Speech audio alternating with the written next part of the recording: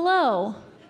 Welcome to the Micah trip stockholder presentation for our high schoolers this past summer. There are going to be sort of three general movements to today's presentation. The first one, they're going to each present a little bit about some of their experiences on the trip. The second movement, you're going to get to hear in full the speeches that they prepared to give to the offices of their representatives and senators. And then the third movement is going to be Q&A. So if you have any questions, save them for that Q&A portion. Awesome.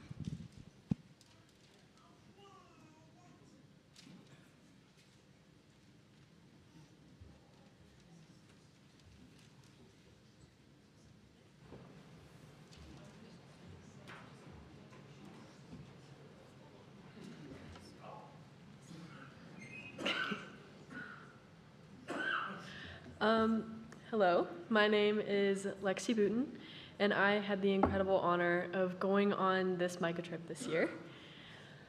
Can I have the next slide? A really interesting part of this trip to me was being able to tour the United Nations headquarters in New York.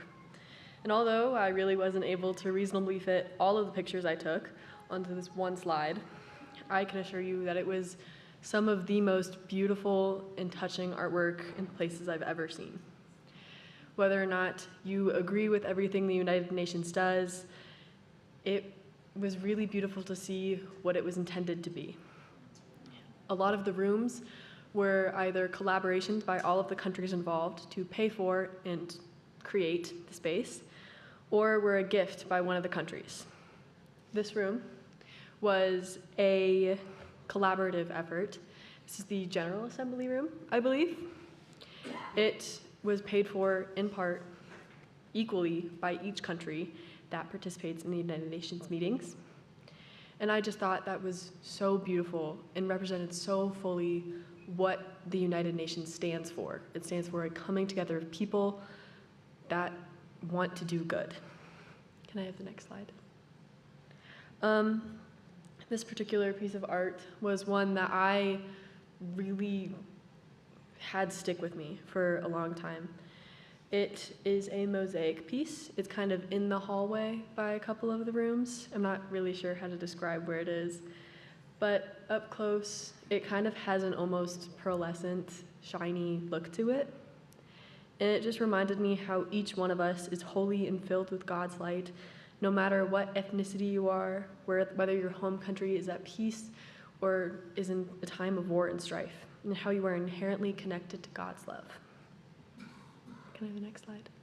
Oh, there it is. Another incredibly important part of this trip to me was being able to look inside the Capitol Dome in Washington, D.C., and really just recognizing how incredible it was that people built something like this and painted it, and wow, that's crazy. And our tour guide kind of talked about how this was built while America was in its Civil War period, and how even when the going got tough, this incredible piece of architecture was still being put up and was a symbol of the uniting of the country. Can I have the next slide? Oh, there it is. I had another great experience looking outside the whole Capitol building and just taking in how many important decisions were made in this building regarding my future, the future of the people in this room. It just, wow, like that's where it all happens. Another really amazing experience for me, which we've kind of touched on a little bit, was being able to visit a multitude of churches throughout our trip. One of my personal favorites was in New York. It was called the Little Church Around the Corner. It was so beautiful seeing so many depictions of Mary in this church. Seeing her really made me think about how she was a person, just like anybody. She wasn't inherently special. She wasn't great, but she was somebody's mom, and she was somebody too. Thank you for your time.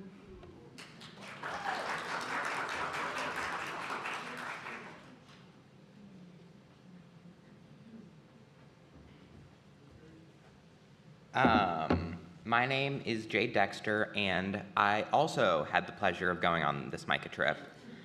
Next slide, please.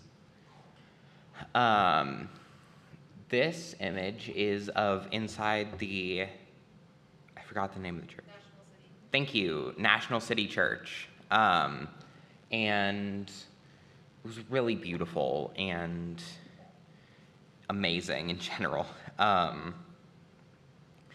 And we got to go inside and look around, and it was really cool. Next slide, please. This is also of the Capitol building. And like Lexi said, it's really important because a lot of important decisions for like everyone here is made in there. And yeah, we got to see it, and it was really cool. Next slide, please. This is of, I'm terrible with names. Martha P. Johnson. Marsha. Thank you, Wendy. Park, and it was really beautiful, and the stained glass entrance was really cool. Next slide. This is of the Abraham Lincoln Monument, which I put on here because it is a memorial to someone really important, obviously.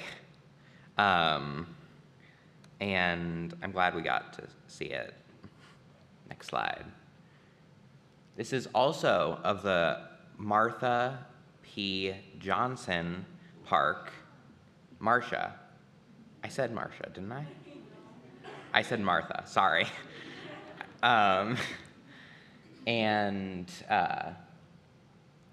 got to see basically all of New York from there, and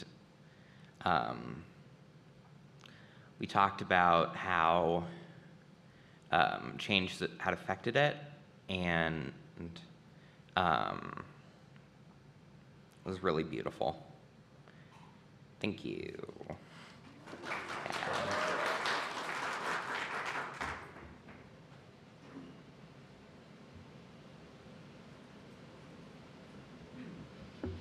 Hi, I'm Zoe.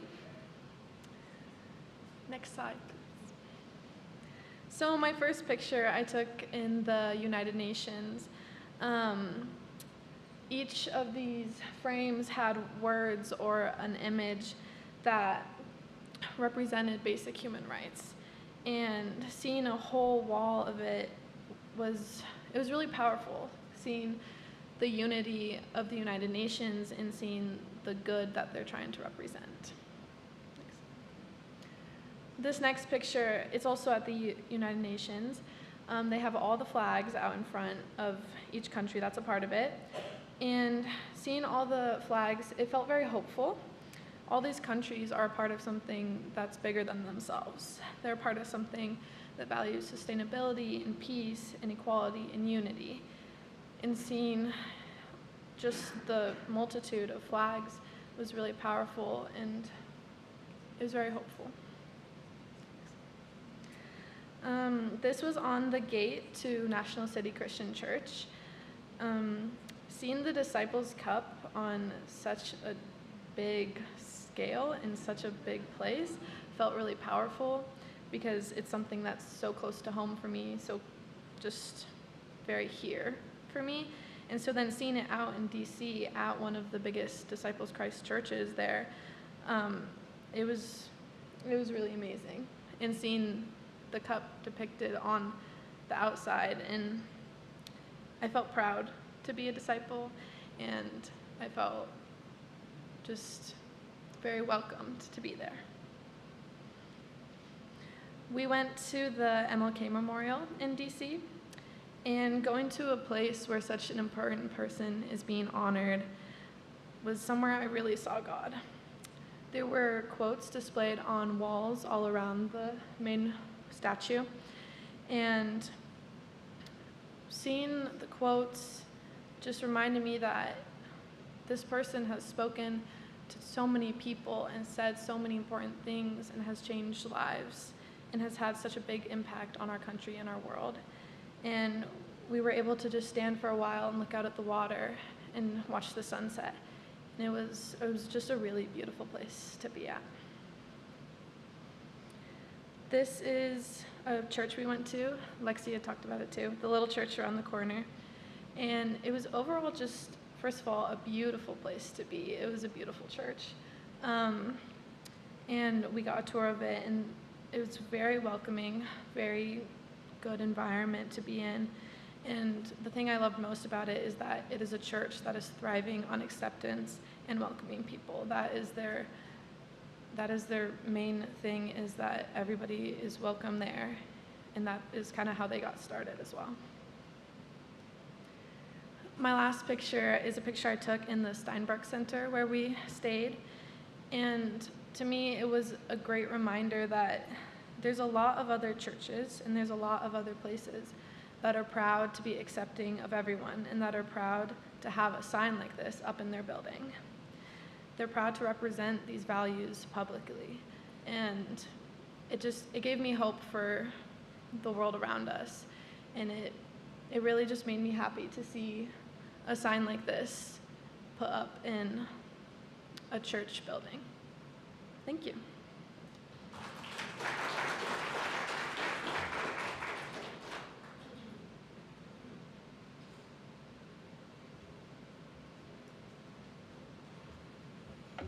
Hi, I'm Maya Kern. For those of you who don't know me, I've been attending the youth group for about 2 years, but I go to a different church, so that's why you haven't seen me as much. Next slide. This is also a picture from the UN. It's one of the many artwork pieces that was on the wall. It also belongs to those human rights rules Zoe talked about, and it's just an important thing, especially this one. It talks about how all human beings are born free and equal in dignity and rights. They're endowed with reason and conscience and should act towards one another in a spirit of brotherhood. And I think this is especially important because the United Nations represents peace. It represents human beings as a whole, and especially right now when there's so much war and difficulty in the world, I think this is really one of the most important pieces of artwork that they had there. Next slide. This one was also in the UN. It's an artwork piece of the ocean, but it's made out of trash and litter found in the ocean. Part of our mission was about the environment, and a couple people spoke about that, and I just thought this picture was incredibly important because you see how all of the destruction can be beautiful, but it's also incredibly frustrating when sea creatures and other things like that are being harmed. Next. This is also a picture of Marsha P. Johnson State Park. It looks out onto Manhattan, and it's just a beautiful picture of the skyline. It's definitely one of the places where I found God. And it was just an incredible space in such a big city. It was really nice to be in a space full of nature and a place where you could hear the ocean. Next. This is a place called Washington Square Park. It was probably one of my favorite places we visited in New York. It's basically a town center where a bunch of people can come and sell certain things and bring their artwork and stuff like that. And it was just a fun place with lively people. And it was amazing to see all the different things that people were selling and giving, and just seeing all the diversity. It was incredible. This was also one of the artwork pieces in the United Nations. It's kind of in a hall of artwork pieces that represent war, and I thought this statue was one of the most important. There's a lot of war in our country right now, especially in Ukraine and in Palestine and Israel, and I just thought that this statue was incredibly moving. It shows a bullet with blood, and it's just incredibly sad, but it's also beautiful in a way because you can see something so small and minuscule, but it represents war all around us. This is my last picture. This was when we visited Ellis Island. There's a museum on the island that kind of talks about how the island worked and everything like that. And this is one of the columns in the room towards the back. It's where people were held if they didn't have family to go to or anyone to take them and give them a job. So there's lots of inscriptions and writings on the column from people all around history who were held in that room. So yeah, thank you.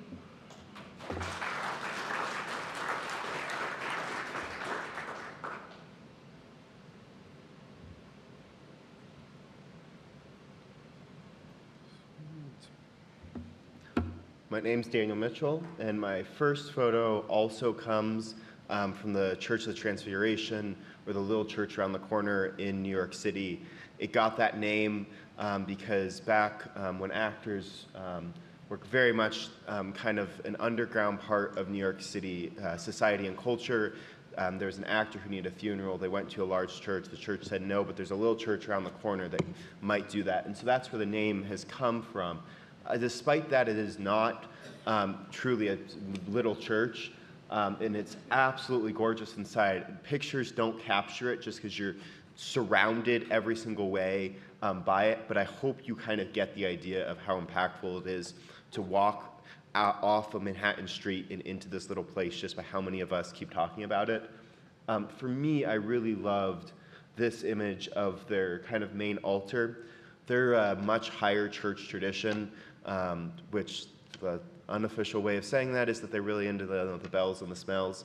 But if you think about, kind of more of those almost slow-moving services and stuff, but then you have this radically inclusive theology that is just so apparent.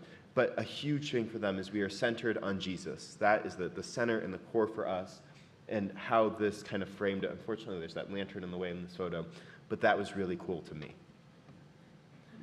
This next picture is of the United Nations Security Council. This was probably one of my most profound experiences on the trip because as I looked down onto that desk, I saw the absence of God. I've heard it in Palestine. I think it's applicable to a lot of situations. The UN stands for the United Nothing when it comes to a lot of marginalized individuals and societies.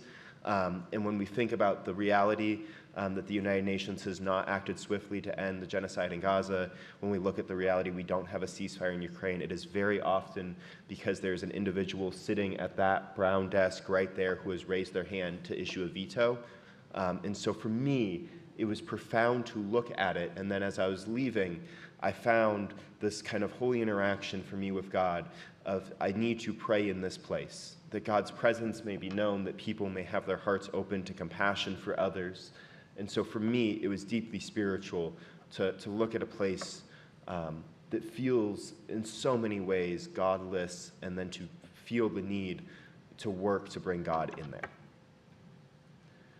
These two slides come from the two disciples' churches we visited. The one in the top left corner is Park Avenue Christian Church in New York City. The stained glass there is just gorgeous, and it's kind of that architecture that for me kind of upholds the grandeur of the church in the sense of we have an impact on society and what we do matters. This is the kind of the altar back in the choir area right behind the table at National City Christian Church in that right photo. And the inscription there of glory to God, it's hard to see, but it's glory to God in the highest, peace on earth and goodwill to men. I thought it was just so interesting to see that with the depiction of the Last Supper right there behind the table as this kind of historic way of seeing the church and its actions. And then the next two slides are all about connections. So the one on the left is with the music director at that Disciples Church in New York City. He also leads all of the music at General Assemblies. When I went to General Assembly in Kentucky, that was a huge part of my faith. And if you think about how much having the music here in worship every Sunday impacts your worship experience, think about how much then the music impacts how you interact with God at General Assembly. And so it was really cool to just have him there right in front of me. And so I took a picture to send to my mom and got to talk with him, which was just a really neat way to connect with people. The image on the right comes from an ice cream shop that also had an Italian restaurant in it that we went to in New York City, but they had a chalkboard where people could put up sticky notes of things they were wishing for. And I mean, you have the whole broad range of, the smallest personal concerns to the biggest, world peace. But there was one for a free Palestine. I remember just taking a picture of that, thinking it's how neat of the connections we have. And then this last photo is from inside the Capitol Rotunda when we were on our tour and they were kind of quickly moving us around. William Barber, who's a huge inspiration of mine, is a disciples pastor who does lots of advocacy work. And what he has been doing, especially as the last budget bill was being debated and voted on, were Moral Mondays in Washington, D.C., where him and other clergy would go into the Capitol Rotunda. They would pray for a moral budget and pray that legislatures might act in a way that is compassionate to the poor and marginalized. Security would promptly tell them they weren't allowed to pray in the rotunda, and they would keep doing it until they got arrested. And that right there is about the exact spot where he got arrested. One of what I think is multiple times that has happened.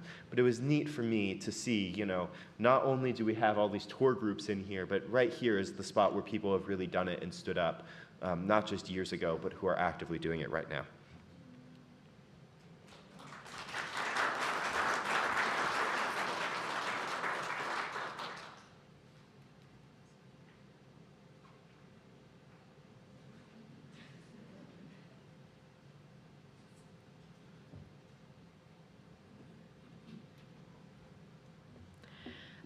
Now we get the amazing experience of actually getting to share with you the speeches that we were able to say in our legislators' offices. I will start. Today, I want to talk about the natural spaces that are so abundant in our country. Those forests, mountains, and rivers and valleys make this land so beautiful and so essential to our well-being. But these spaces are under threat. More and more each day, one of the biggest threats we face is carbon emissions. Since 1850, 20 years before Yellowstone became the first national park, carbon emissions have increased more than 182 times. With every rise in pollution, the lands we hold so dear to us and our communities are being lost. To many of us, these natural spaces are sacred. I've seen how time spent in untouched places changes people. There's something kind of magical that happens. People slow down, they start to breathe a little easier. They become a more true version of themselves. I've witnessed people have spiritual moments. I've witnessed them laugh, I've witnessed them cry, and I've witnessed people become family with themselves, simply sitting by a river or walking through tall trees. But that is what matters.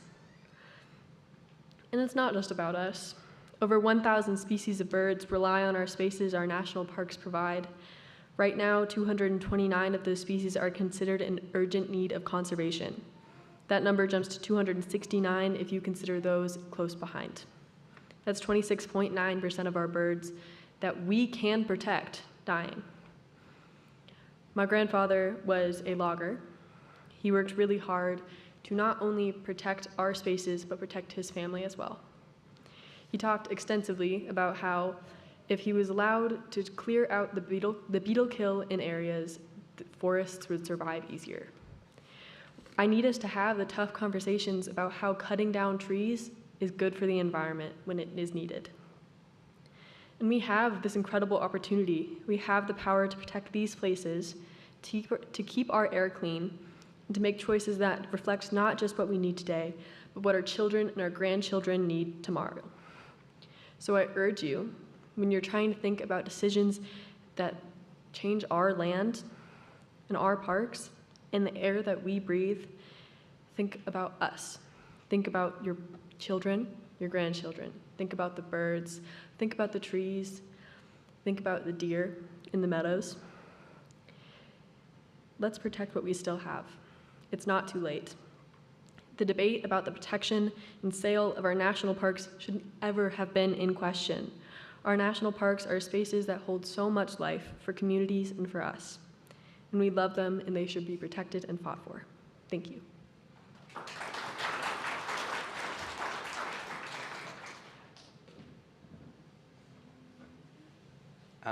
I will also be sharing my speech. My name is Jade Dexter, and I'm a trans youth living in Colorado. Being trans has affected my life in many ways and made it harder to be truly myself. However, I still managed to find myself and be around people who accept me. A notable moment was when I came out to my church, which is all of y'all, and I'm gonna start crying, and I barely started. And my name tag was changed. Well, that might seem like it barely matters. It still made me overjoyed to know that I had people who saw me as a woman and not as who I once was. I also felt hopeful for my future as I have the opportunity to grow into being me and the person that I'm going to be. Another cause of this hope is that I can get access to healthcare that would help me. Of course, not everyone has access to this healthcare, especially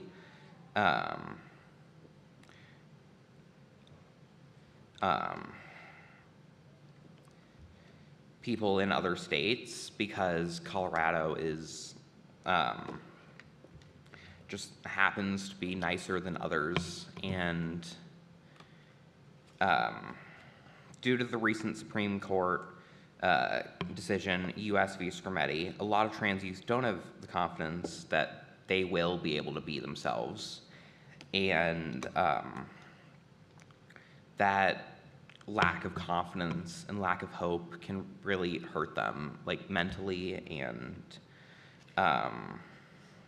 it's going to have a negative effect on their lives, and the kind of effect that is really hard to recover from.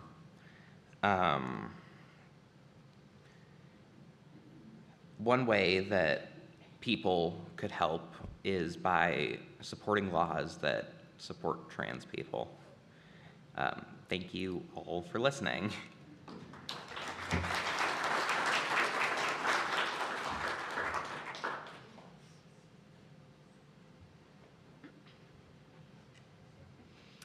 Today I'm going to talk to you about the important role that we all have in making sure that we are caring for our environment and the responsibility we have in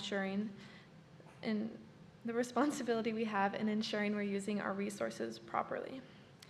Currently, Congress has made some significant changes in rolling back efforts focused on renewable resources. For example, the Big Beautiful Act was just passed, significantly alters tax credits that support renewable energy sources, like solar and wind. When looking at renewable resources in our environment from a faith perspective, we see scriptures like Genesis 2:15 that call us to be stewards of the earth.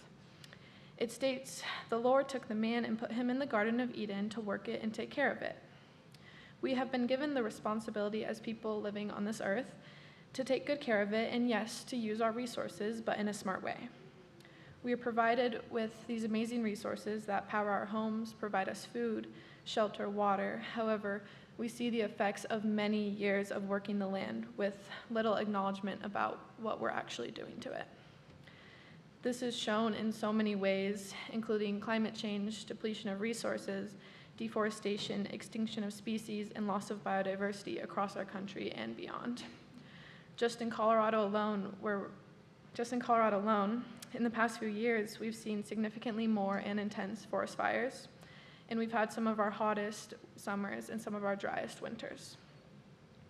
Of course, this isn't just happening in Colorado, it's happening everywhere, and we need to recognize that we are a part of the problem. The current administration has pursued policies that favor traditional energy sources rather than supporting more environmentally stable sources.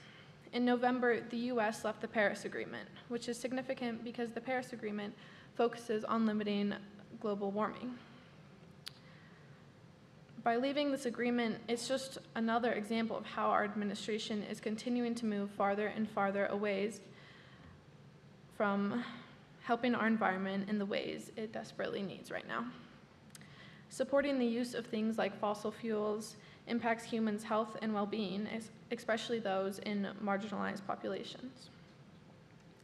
In addition to the efforts to kind of stray away from renewable resources, the current administration has tried to fully block permitted projects, specifically various wind energy projects.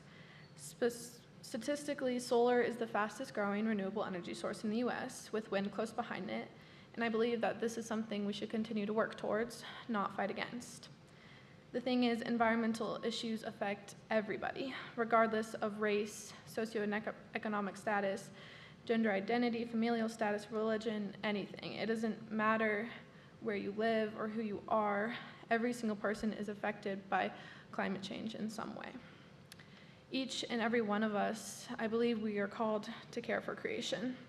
This earth was wonderfully made to be able to provide us with everything that we need, but we need to be more conscious of the role that we have to protect it. Another scripture that talks about our responsibility to this earth is Genesis 1:28. God blessed them and said to them, "Be fruitful and multiply and fill the earth and subdue it, and have dominion over the fish of the sea and over the birds of the heavens and over every living thing that moves on the earth." I hear this scripture and I can't help but think that we are supposed to have a relationship of stewardship with the land and the creatures living on this earth. Using harmful energy sources not only affects us, but it affects animals and their habitats as well. I believe we are called not only as people of faith, but just as humans in general, to care for this environment and to be responsible and thoughtful in the ways we use its resources. And when we see something that is degrading our land, we don't continue to support it. We do something about it and fight against it.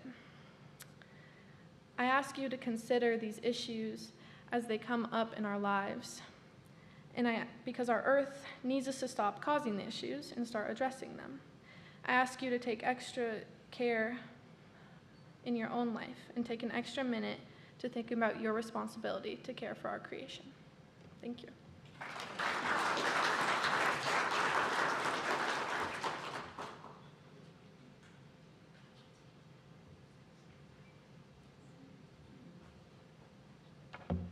I want to tell you a little bit about my family today.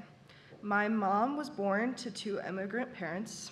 Her mother was from Mexico, and her father was from Guatemala. My grandfather was born to a wealthier family where he had everything he needed, but unfortunately my grandmother wasn't. They both struggled in their own ways, but eventually came to the United States where they knew they could have better opportunities. They both came legally, but unfortunately many people cannot and are stuck behind our border. The system to let immigrants into this country isn't easy. It's broken and it needs to be fixed. Currently, approximately 270,000 immigrants are waiting on the Mexico-American side of the border to be able to seek asylum into the country. That is only the Mexican-American side of the country. Every week, around 1,800 people try to cross the United States border, and around half or more of those people are unsuccessful. This number doesn't mention the number of countless immigrants who cross the border illegally, and half those people don't make it either for countless reasons. This shows that our system needs to take more strides in the era of progress. But in the past, there have been systems that worked incredibly well for immigrants. One of those examples was Ellis Island. It processed about 5,000 immigrants a day, and while it had some issues, it started the system and worked for almost 62 years. But those years are long gone, and we are sending more and more people back to their countries where they suffer from war and disease and lack of opportunity. While I understand this is an ongoing issue and will continue to be because of our current administration, I do think small things can be done to continue our mission of change. Informing people on what they are getting into when they try and cross our border would be a great start. Granted, many of those people are running from war or other things like that, so taking time to sit down and learn about how our immigration system works isn't really on their mind. But having a government aid on the other side of the border or people that could help explain things would be a big deal. Another solution could be providing more funding to the courts so that asylum cases are able to move through faster and we can get more people through the process. We need to focus on the people we are trying to help and how they are just like us. They need to eat, sleep, they need an education and a job. And in reality, we are all working towards the same end goal, to have a better life. Leviticus 19:34 says, "The foreigner residing among you must be treated as your native born. Love them as yourself, for you were foreigners in Egypt." Whether you are religious or not, this quote shows that we are all foreigners in some light, and we should all be treated and helped equally, no matter the circumstances. Thank you.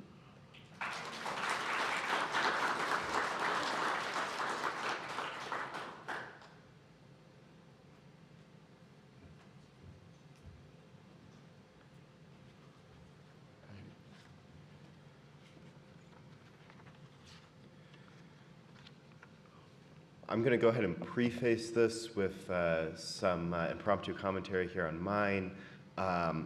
You'll hear that there's a very particular ask I have on it. It is regarding a piece of legislation that has since come to a vote. A record number of senators voted in favor of that resolution. It did not pass, and neither Michael Bennett or John Hickenlooper voted in favor of it. So if this seems outdated, it now is. But nonetheless, this is what I said. I spent my winter break with my sophomore year of high school over in Israel and Palestine, and it shook me to my core in many ways, the relationships that I built with people, but also the dire need. It is because I am a person of faith that I am compelled to continue to share with that. For me, I request of our representatives that they more broadly change their position on Israel-Palestine, but that they especially support the Block the Bombs resolution that has been introduced that limits weapons transfers to the State of Israel. There's three main reasons why I believe that this is critical. Because first, we have an obligation to care for all of God's beloved children, because, as is written in Matthew 25, just as you did to the least of these brothers and sisters of mine, you have done it to me. I believe it is critical to recognize that just because people do not look like us does not change the reality that we must care for them. As Palestinians continue to live in dehumanizing, inhumane systems that are supported by our own tax dollars, it is critical to recognize that we are propping up crimes against humanity through checkpoints, ID cards, home demolitions that all construct apartheid under the definition of multiple trusted international and Israeli human rights organizations. But more broadly, it is key to recognize that we must demilitarize and put the sword down. As is written in Matthew 26, Jesus tells Peter, "Put your sword back in its place, for all who take the sword will die by the sword." It's important to recognize that despite the fact the United States has been supplying Israel with ruthless support, it does not change the fact that over 57,000 Gazans have been killed, and there are still 50 hostages in capacity. It is critical to recognize that our bombs and bullets are not bringing us peace, but rather we are living and dying by the sword, especially as the recent reconciliation package increases the DoD's budget by $150 billion, and we now are engaged in escalations with Tehran and have initiated bombings. But finally, I believe it's critical that we recognize that changing foreign policy is a paradigm shift, one in which we must reject the premise of empire. In John 18, Jesus says, "My kingdom does not belong to this world." It's critical that we recognize that there are horrific things happening in this world, and that power is not bringing peace for the United States. We've seen a massive scale back of U.S. soft power operations, including the use of food and other aid to support international communities.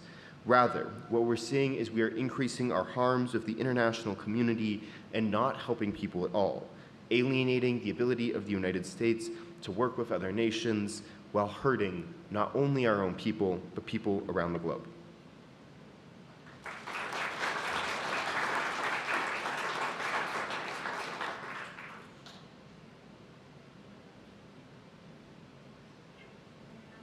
Oh no, we're now moving into the Q&A portion. Y'all are gonna need one of these mics. The kids are gonna have one mic. I will have the other mic. Please put any question that you have into the mic, because we also have people online and they can't hear you shout really big. We actually have to have you into the mic. That way the sound system picks it up and puts it online.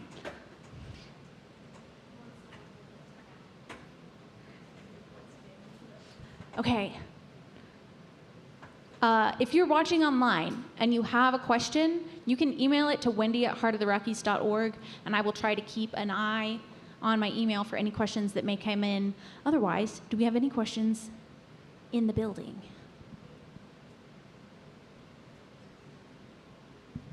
Thank you so much for your presentations and for your courage to go out there into the big cities and to experience what you did. How do you expect to move forward the issues that you raised on your trip there?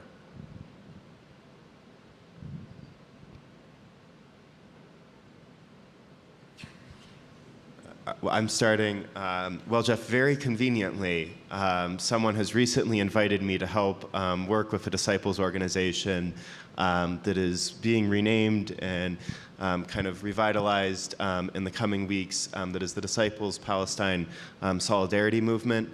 So I'm very excited about the work that organization is looking to do.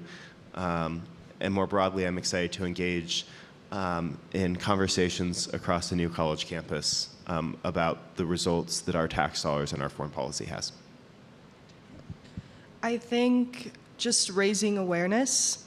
Immigration is a big thing in my life, to my family and just myself in general, and it's definitely something I want to look more into when I get to college. So raising awareness, just being a part of as many projects and things that I possibly can is definitely something that I'm looking forward to doing.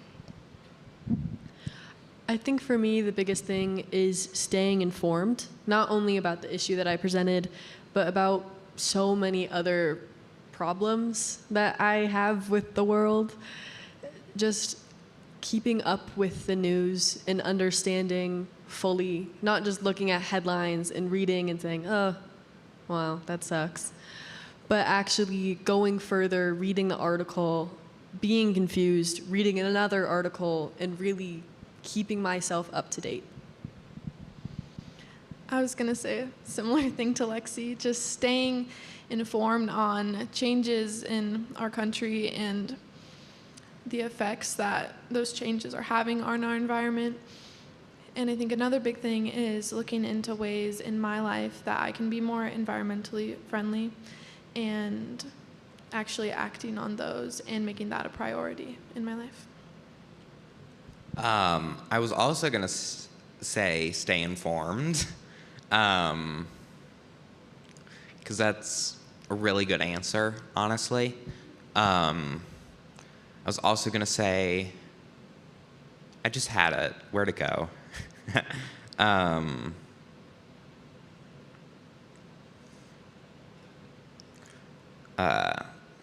Talking to people who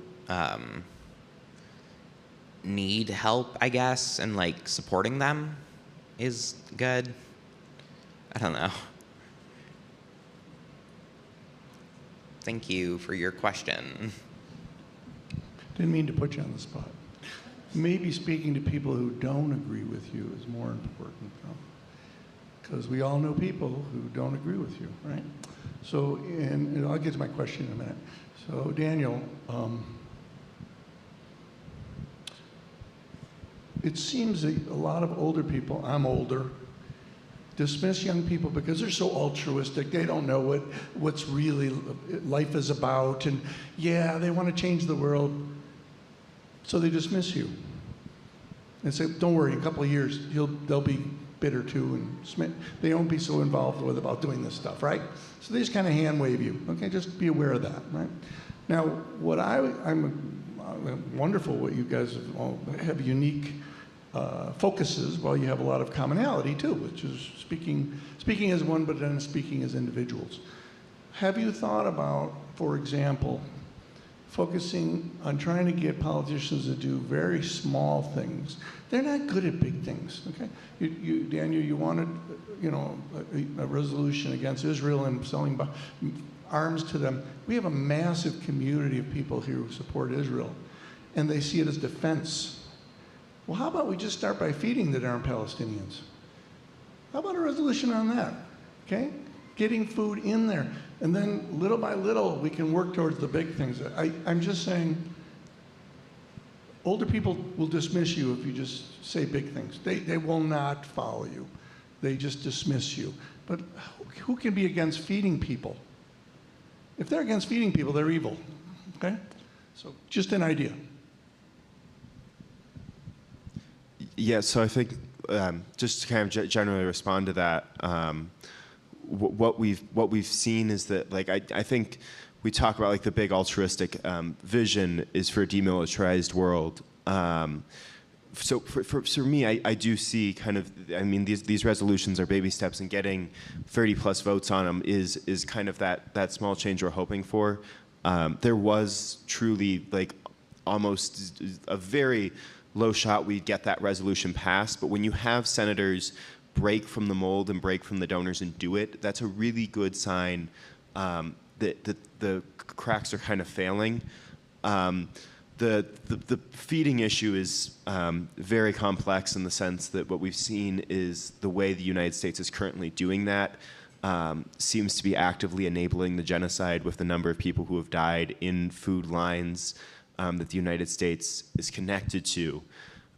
So the final thing I'd kind of say is, no one thinks that young people can make the difference and that these kind of dreams are possible until they all of a sudden happen.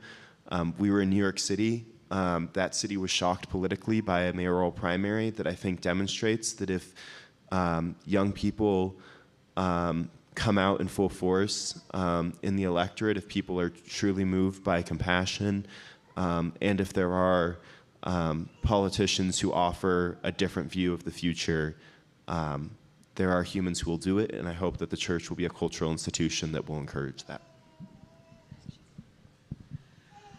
I think you kind of always just have to go into something expecting to be dismissed. We went into our representative's offices knowing that that probably wasn't going to happen, but no matter where you go, you have to accept, hey, this person might tell me I'm the dumbest person alive and that they hate my idea.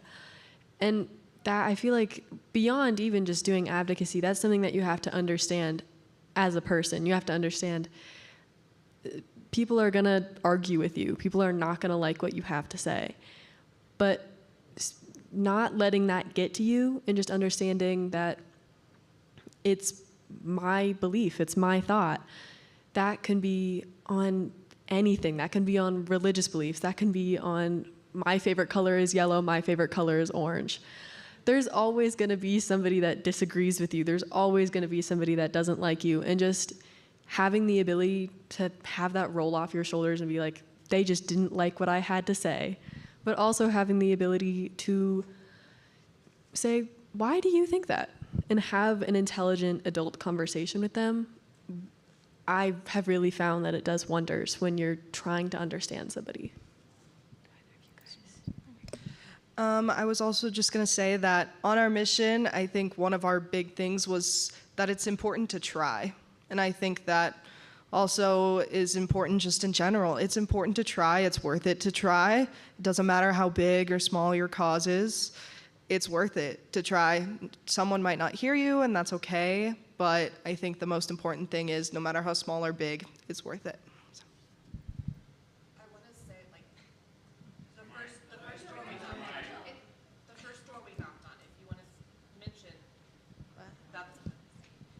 I'm just trying to cue you to tell a story about the first door we knocked on, and because I think that relates to what you're saying.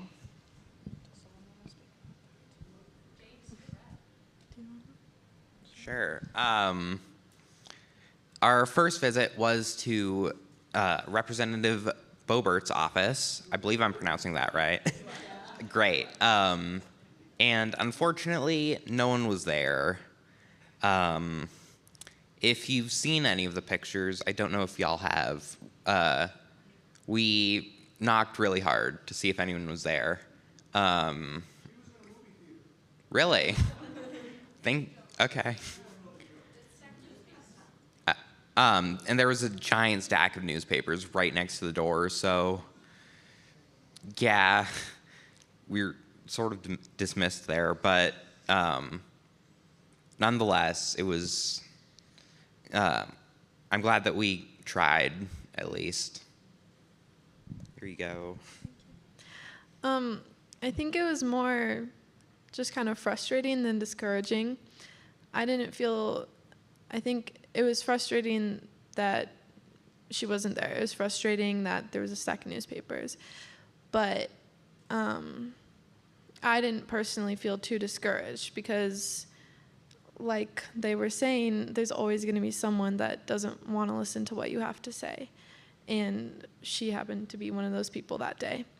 And so we knocked and we moved on. And we got to talk to other people and had really good conversations. Just an additional note to say that we reached out to them multiple times ahead of time to confirm that that time, whenever we were going to stop by, worked for their office. Asked for other times that might work better. They said, no, that should be fine. So all of that due diligence was done, and that was still the response that we encountered. We didn't just randomly show up. What was a challenging experience? Something that kind of broke your mind or something? And what was something that brought you joy?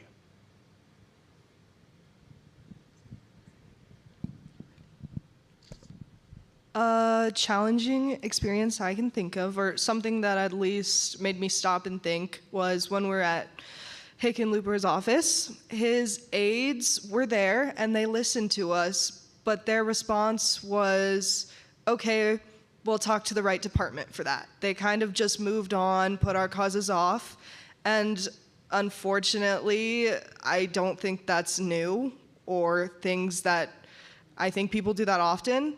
But it was just something that stopped and made me think, because Bennett's office and Nagusa's office, they were all very responsive. They had something to say to each of our causes. And so, I don't know, it was just interesting to go, oh, okay, you're kind of listening, but you're actually not really. So that was something that just stopped and made me think. What was the other thing? Joy. I think just visiting all the places we visited, especially the museums in DC. I'm a big museum person. And learning about all the different things with our environment and with some things that connected to our mission, but also just, we went to the Air and Space Museum. That was super cool. So just some of the other fun things that we did on the trip.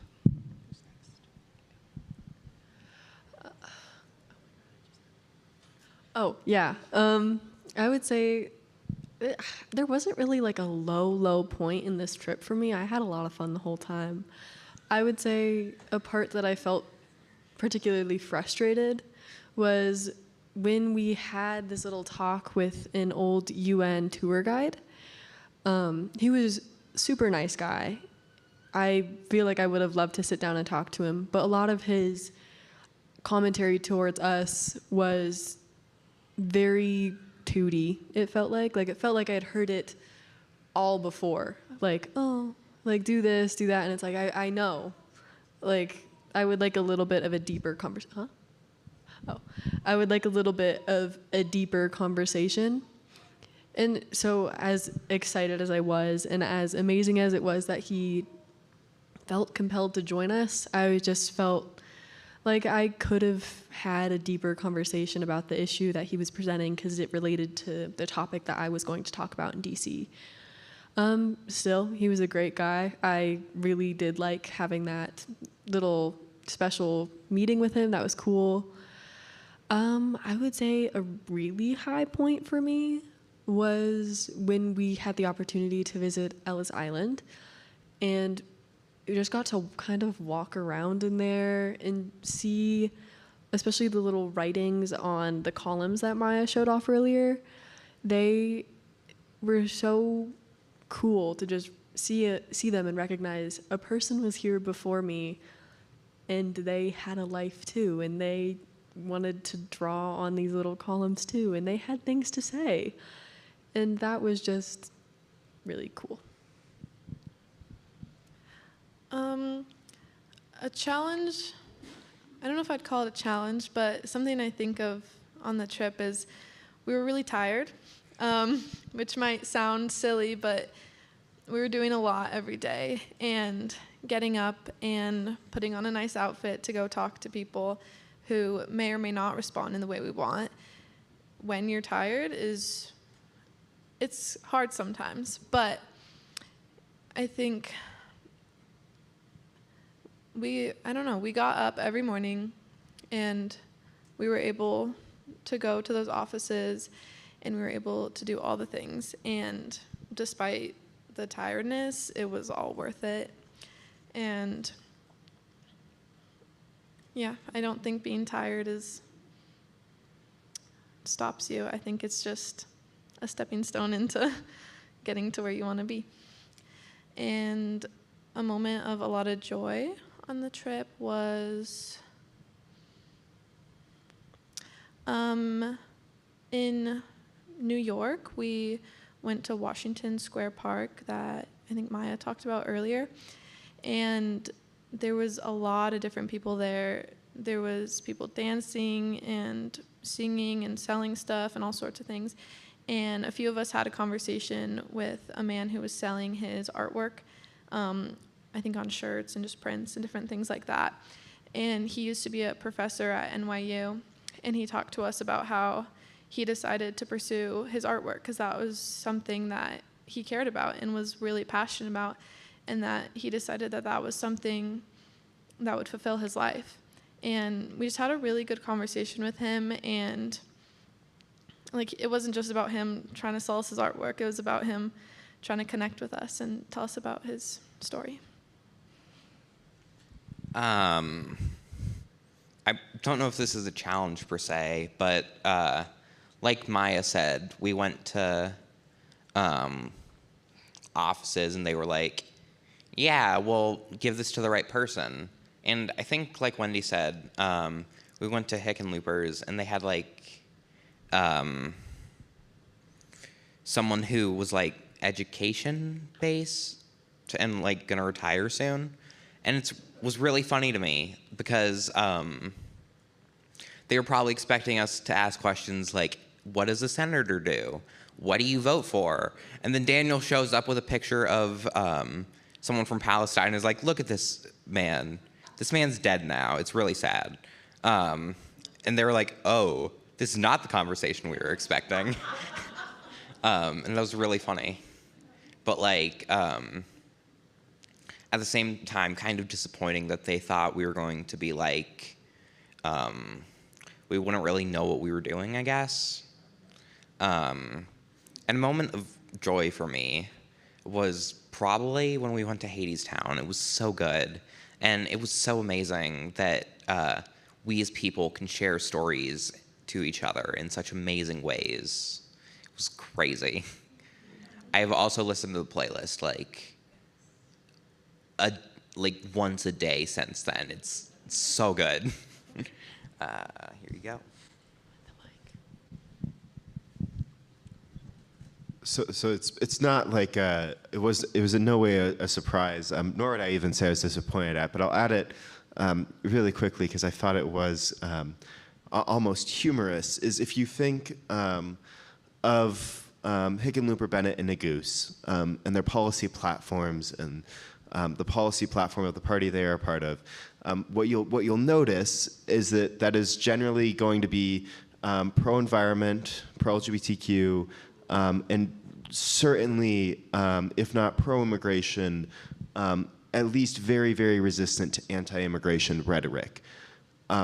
What that is also, in many ways, still and remains for them is going to be pro-Israel no matter what. And so the very interesting dynamic is we would go through our speeches and it would be, the representative absolutely agrees with you, and this is how they're doing it. The senator absolutely agrees with you. And then they'd get to me, and you would watch them use whatever formal education they have to duck and dive across whatever issues they could do to ignore the fact that they weren't agreeing with me and they really weren't going to change that. Very humorously, because I made a comment about I know it is difficult to stand for these positions with the money in politics. One of the people on Nagoose's team told me, Representative Nagoose fully believes you need to get money out of politics and, supports looking back at Citizens United and all that. What's really interesting about that, there's a great website, it's called Open Secrets. You can see who donates to political campaigns. AIPAC is the largest donor to Nagoose's campaign, and feel free to go look for all of your representatives. It is massive amounts of money, and I don't know if they feel as strongly about getting that money out of politics. Oh gosh, I'm blanking on, it's the American Israel, it's not the Public Affairs Committee. Political Action Committee? There we go. It is one of multiple pro-Israel lobbying groups that donate millions of dollars to candidates to ensure that when things like those resolutions come up, they are going to be voting against them. There's a group of different Zionists, both Jewish, Christian, and non-religious organizations that do donate massive amounts of money that make up the top donors of most of our elected officials. A great joy that I had, and it's going to sound really strange, but we talked about a lot of the other really fun things we did on this trip, is when we were seeing National City Christian Church, we got to go into the columbarium. And it's really neat to see that these are people who have said, it is so, this church, as the national expression of our denomination, is so important to me that this is where I want to be my final resting place. And I thought that was really neat. There's a couple, we're kind of getting long on our time here, but there's a couple other experiences that I wonder if you just want to touch on. One is, I think someone mentioned, yes, you mentioned that we went to the National Museum for African American Culture and History. We also went to the Holocaust Museum, which has not been mentioned. So I wonder if anybody wants to touch on that experience. And a certain surprise experience of going through a tunnel, and the room that we went into after we went through the secret tunnel. The room where it happened, the room where it happened. If anybody wants to just share about that experience. I can share about the African American Museum. I actually have family that lives in Maryland, and so I've been to DC before, and I've been to that museum before. But no matter how many times you go there, you learn something incredibly new each time. The basement floor starts at the very bottom of history, specifically with the slave trade, and it moves up through history. And then the top 3 floors are all culture.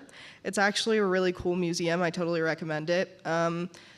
It's sad in the very beginning. It's an extremely sad museum just to see all the slave trade and everything that everyone went through. But by the time you get to the top, it's amazing. You get to see costumes from musicians and performers and all these certain things that you would never know existed, but it's very much worth it just to see the sad history and then to learn about the fun culture after. I think it's an important experience, not only for everyone to learn about the history, but also just to know that there are other things besides that. It does not have to be all sad and all frustrating. It can be fun and exciting too. So it was a great museum.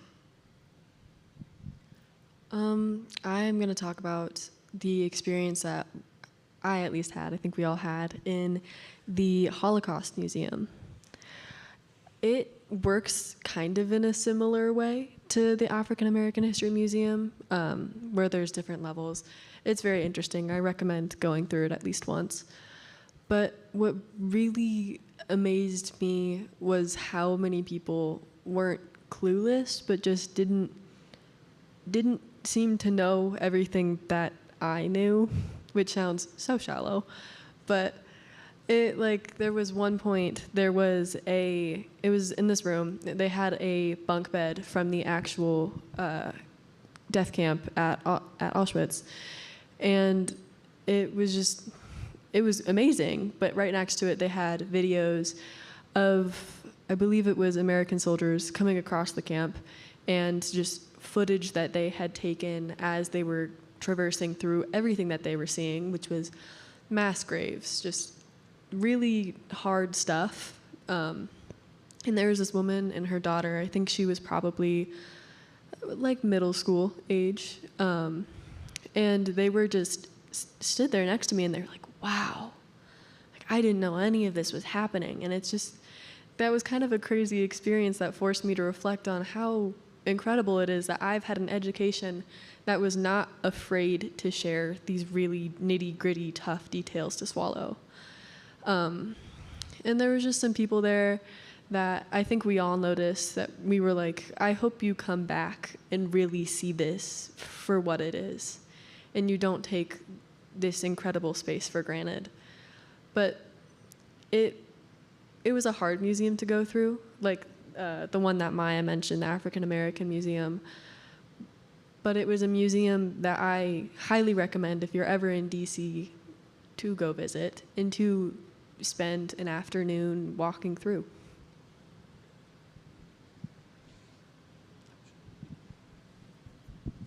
Just to add on, I'm really on both those museums.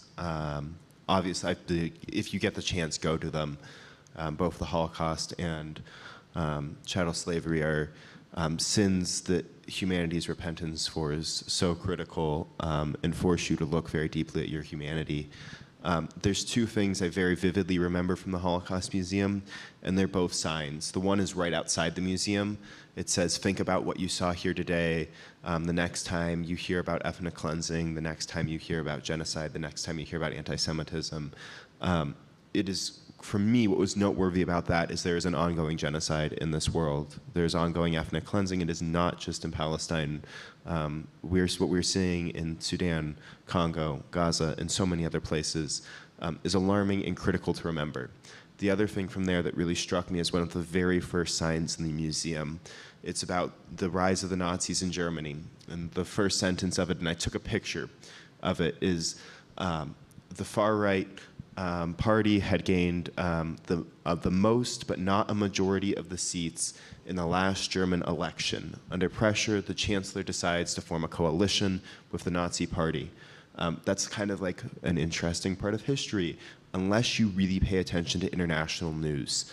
Currently in Germany, a far-right party that is openly racist and anti-immigrant has the most, but not a majority of the seats in the German government.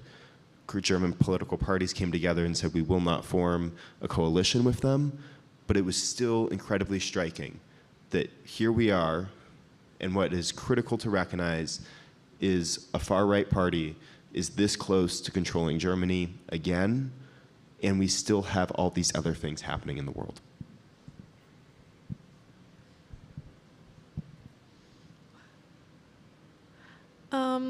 I'll add a little bit on to the museums, and then I'll talk about the secret tunnel. I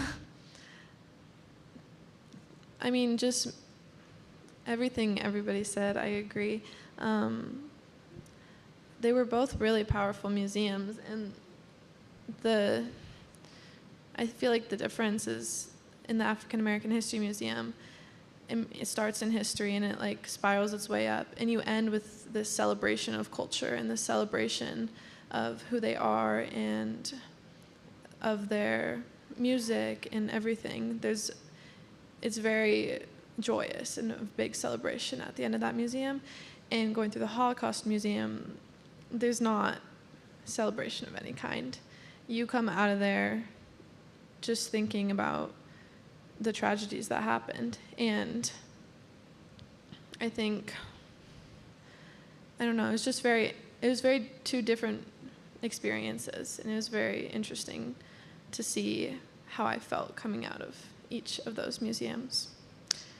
And so talking about Secret Tunnel, we were in, was it Bennett's office? We were in Bennett's office, and a couple of the interns offered to take us to the Senate Gallery. And so they took us through, we were in the offices building. And so they took us down to the senator's little train thing. I don't know what it's called, but it's a little train for like a little mini subway for senators specifically. And it goes from their office building, underground straight to the Capitol. So they don't have to go outside and walk, see anybody. They go on their little train. Anyways, so we got to go on a secret little train to the Capitol building. And they walked us up, and we went into the Senate Gallery for maybe 5 minutes. But it was still really cool to just go in there and see where all the big things happen. And then they walked us back through the tunnel, and we got to ride the train back to the offices again because we had another meeting. Thank you. Yeah, the museums were amazing and detailed. Well, I say amazing, but deep, I guess might be a better word. Amazing implies they were cool. And the Holocaust was, in fact, very much not cool, obviously. But they were really detailed and, like, designed to make you think. And, yeah, it was amazing. And the secret tunnel was really fun. Describing it, I can only think of those little trains at malls and stuff. It wasn't like that. But it's really funny for me to think about that, and I'm going off on a tangent. Yeah, we went to the Senate building room where votes happen. It was the gallery, thank you. And there wasn't a lot of voting going on, but the room was really impressive. Yep, that's my spiel. Okay. Oh no. We already have one more.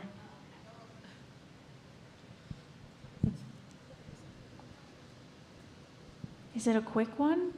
Probably not. I don't. Okay. We'll keep our answers quick. We'll speed round. Speed run. Speed run. Speed run. 10 seconds. Hi, thanks for doing the good hard work. Also, what do you want people to know about what it's like to be a young person right now? Like growing up in this political climate, whether that's being a young religious person, a young politically active person, just what's it like to be a young person right now? Okay, this is not a quick question to answer. So I'm going to summarize really quick what I say. I believe in a Christ who was dead and resurrected. I believe in today's world, especially for how I view the gospel of Jesus Christ, I believe it is a time for young people to rise up, to demand a more compassionate and a more loving world. I think the church is a cultural institution that must serve that purpose, and that young people can help guide us to be in that place. I think right now it's especially hard, but it's incredibly important to have people like us speaking out. I'm heading into college sooner or later, and I think it's important to be thinking about my decisions, especially with politics right now, and I think it's just important that we continue to speak out. Wow, sure is weird to be 16 right now, but I think just practicing using my voice now and using it for causes I believe in is more important now than ever. Similar things, I think using my voice and staying educated. I think people often say, oh, why would I care about that? I can't vote, I'm just a teenager. But I think it's deeper than that. I think it's more important than that because we're the future. We're the ones that are going to be making decisions and learning about things. So I think staying educated is the biggest thing. Yeah, staying educated is a big thing because, like Zoe just said, we're going to be the ones changing things, and not knowing what's going on isn't exactly the best for changing things. Excellent speedrun. Final question. What from this trip do you hope you will remember 10 years from now? 10 years from now, when you think back, what do you hope you will remember? I'm hoping to remember the kindness of the people that we met, even for a brief second. I'm hoping to remember how many things are so much bigger than ourselves. Being in a big city and being around all these like important people in important places. There's so many things that are so much bigger than ourselves, and there's so many issues that are bigger, and there's so much to learn than just in your high school classroom. Just how much easier speaking up is when I have a group of people that I know believe in me on my back. I just had it, it's gone. Just that it's important to speak up about your cause no matter what. And Hearing people's responses, and hopefully in 10 years there will be different answers than what we got, but just seeing how things change. I prayed at multiple of the churches we visit to silently and by myself, kind of up by their altars. Lord, return the wider church to be a thing that truly not just stands on the corner of city blocks, but also moves society to be a more just, merciful, and loving world. And I hope in 10 years I'm still involved in that fight, and I hope that we've made a lot of progress.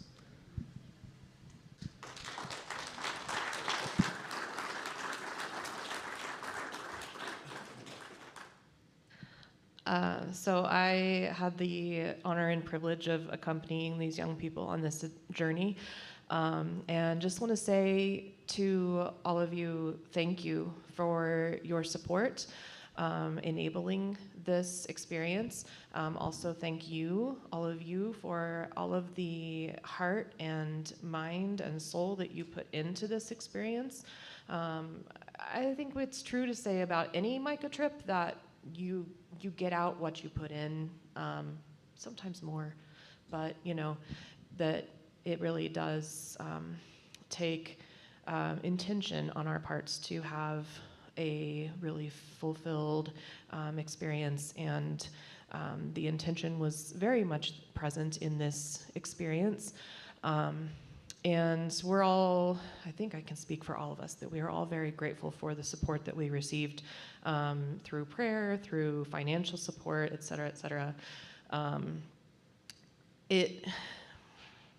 It's hard to put words to it.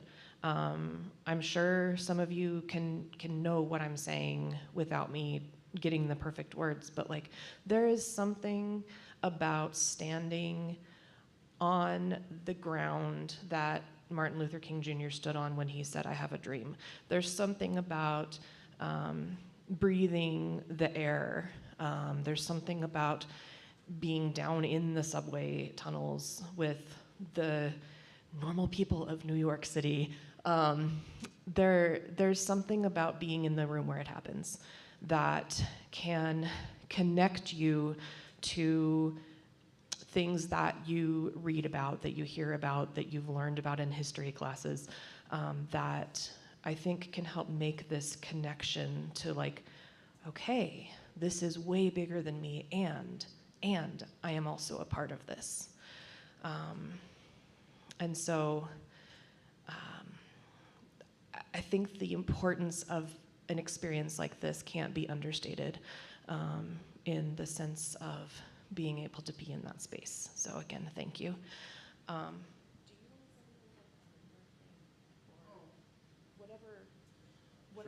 Sure. Okay, so what have we done this, like 20 years? I don't know, it's been a long time. We've done this a lot.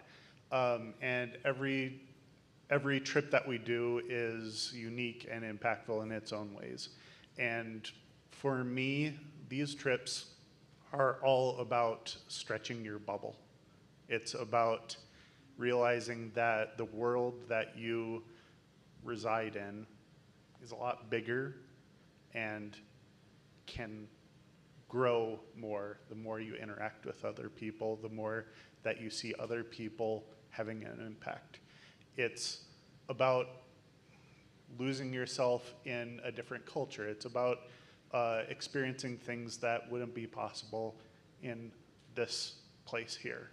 You aren't going to go 3 stories underground in Fort Collins. You aren't going to experience, was it 95 degrees of temperature plus humidity that's like, I don't know, 150%. Ridiculous. But you aren't going to see the camaraderie of people going to work and stepping aside to make room for someone else in the subway. You aren't going to experience these big hallways of the Senate chamber or the Senate offices and, see the salon that is in the basement. You aren't going to experience those things unless you actually go out and do it. So I appreciate all the support that you guys have given all of these years to make it possible for the youth to be able to experience this. It's really important, it's lovely, and it's always a big thing to me, and I'm sure to them. So thank you.